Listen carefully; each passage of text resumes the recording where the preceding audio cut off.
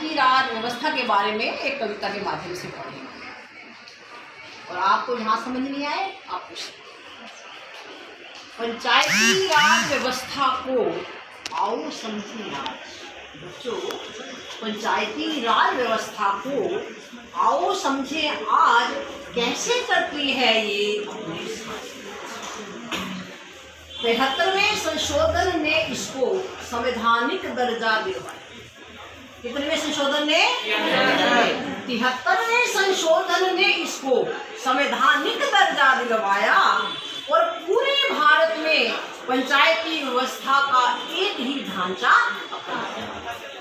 73वें संशोधन ने इसको संवैधानिक दर्जा दिलवाया और पूरे भारत में पंचायती व्यवस्था का एक ही ढांचा अपनाया। पंच और सरपंच चुने हम, पंच और सरपंच चुने हम, मतदाता ग्राम सभा कहलाया और 5 वर्ष बाद चुनाव जरूरी, यह एक नियम। कौन चुनता है पंच और सरपंच? हम। पंच और सरपंच हम चुने कितने साल के लिए? 5 वर्ष। पंच और सरपंच हम चुने, मतदाता ग्राम सभा कहलाया। मतदाता क्या कहलाया? ग्राम सभा। गांव के लोगों को क्या कहते हैं? ग्राम सभा, तो मत देने वाले लोग। 5 वर्ष बाद चुनाव जरूरी। 5 वर्ष बाद, कितने वर्ष बाद? 5 वर्ष बाद चुनाव जरूरी, यह एक नियम बनाया। 1 साल में बैठकें 2 होंगी, 1 साल में बैठकें 2 होंगी ग्राम सभा के साथ, और पंचायती राज व्यवस्था को आओ समझे आज। तो अब हम देखेंगे कि इसके अंदर और क्या नियम है। आरक्षण की व्यवस्था है, इससे भी हम समझते हैं। आरक्षण व्यवस्था में महिलाओं को भी स्थान दिलाया। आरक्षण व्यवस्था में महिलाओं को भी स्थान दिलाया और 1/3 आरक्षण दे उनका सम्मान किया। कितना आरक्षण दिया भाई? 1/3। किसको दिया? महिलाओं को। दलित वर्ग भी आरक्षित, महिलाएं नहीं खाली, दलित वर्ग भी आरक्षित है। 5 सरपंच उन्हें बनाया और पढ़ी लिखी हो ग्राम पंचायत, यह भी नियम बनाया। ग्राम पंचायत कैसी होनी चाहिए? पढ़ी लिखी। उसके नियम बनाए गए अलग कि दलित वर्ग की अगर कोई व्यक्ति है तो उसकी कितनी होनी चाहिए पढ़ाई, अगर कोई सामान्य वर्ग का कितनी पढ़ाई होनी चाहिए, पिछड़ी जाति कितनी होनी चाहिए। तो ये आरक्षण जो किया गया है और जो ग्राम पंचायत बनाई जाती है उसके अंदर शिक्षा का भी रखा गया है, साक्षरता का भी नियम बनाया गया है। तो कहते हैं आरक्षण व्यवस्था में महिलाओं का भी स्थान दिलाया और 1/3 आरक्षण दे उनका सम्मान बढ़ाया। दलित वर्ग भी आरक्षित है, दलित वर्ग भी आरक्षित है। 5 सरपंच ने बनाया और पढ़ी लिखी हो ग्राम पंचायत, नियम बनाया। ग्राम पंचायत कैसी होनी चाहिए? ग्राम सभा करती निगरानी।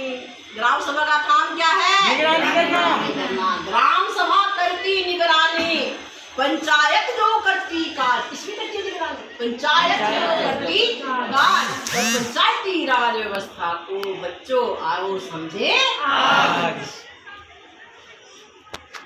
सड़कें, नालियाँ, शिक्षा, स्वास्थ्य, सबका काम किसका है? ग्राम पंचायत का। ग्राम पंचायत गांव के अंदर ये काम करती है। फिर से बोल रही हूँ, सड़कों, गलियों, नालियों का सारा प्रबंध कराती और शिक्षा, स्वास्थ्य सेवाओं का ये इंतजाम कराती।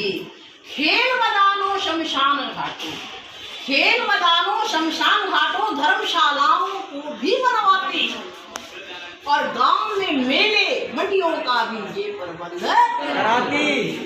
और काम भी है इसके, शमशान घाट बनाना और धर्मशालाएं बनाना और मैदान बनाना। खेल मैदानों, शमशान घाटों और धर्मशालाओं को भी बनवाती और गांव में मेले, मंडियों का भी ये इंतजाम कराती। पशुओं के लिए चारा, पशुओं को खाने के लिए कुछ चाहिए ना, तो पशुओं के लिए चारागाह और जोगड़ बनाना इसका काम। और पंचायती राज व्यवस्था को आओ समझे आज। आगे भी आप गांव के अंदर क्या है, कृषि अच्छी हो, उसके लिए क्या चाहिए, अच्छे बीज चाहिए, अच्छी खाद चाहिए, यही चाहिए ना, पानी की व्यवस्था होनी चाहिए। तो सारा काम भी ग्राम पंचायत का, ग्राम पंचायत की ड्यूटी है पंचायती राज व्यवस्था की कि वो हमारे लिए इतनी व्यवस्थाएं करें। तो हम इसके बारे में करते हैं। कृषि की खातिर अच्छे बीज कीटनाशक उपलब्ध कराते, कृषि के खातिर अच्छे बीज कीटनाशक उपलब्ध कराती, नलकूप लगवाती, बंजर भूमि को भी उपजाऊ बनाती। नलकूप लगवा के बंजर भूमि को उपजाऊ बनाती है। कृषि की खातिर अच्छे बीज कीटनाशक उपलब्ध कराती, नलकूप लगवाती, बंजर भूमि को भी उपजाऊ बनाती और जन्म मरण का ब्यौरा रखती। जो नगर पालिका काम करती है ना शहर में, गांव में, वो रखती है ब्यौरा, जन्म मरण का ब्यौरा रखती, ऋण भी उपलब्ध कराती। सरकार अगर कोई ऋण दे रही है, कोई ऐसी योजना बनी है, तो वो भी कौन उपलब्ध कराता है, गांव में ग्राम पंचायत। तो कहता है कि भाई जन्म मरण का ब्यौरा रखती, ऋण भी उपलब्ध कराती और सरकार की सारी योजनाओं को यही लागू करवाती। सरकार जितनी योजनाएं बनाती है कौन लागू करता है, ग्राम पंचायत। बिजली की व्यवस्था का, बिजली भी चाहिए ना भाई, बिजली की व्यवस्था का जिम्मा यह उठाती। गांव के झगड़ों को सुलझाकर, छोटे मोटे झगड़े होते हैं गांव में भाई, पंचायतें बैठती है ना, तो गांव के झगड़ों को सुलझाकर लाती है राम राज और पंचायती राज व्यवस्था को आओ समझे आज, पंचायती राज व्यवस्था को आओ समझे आज।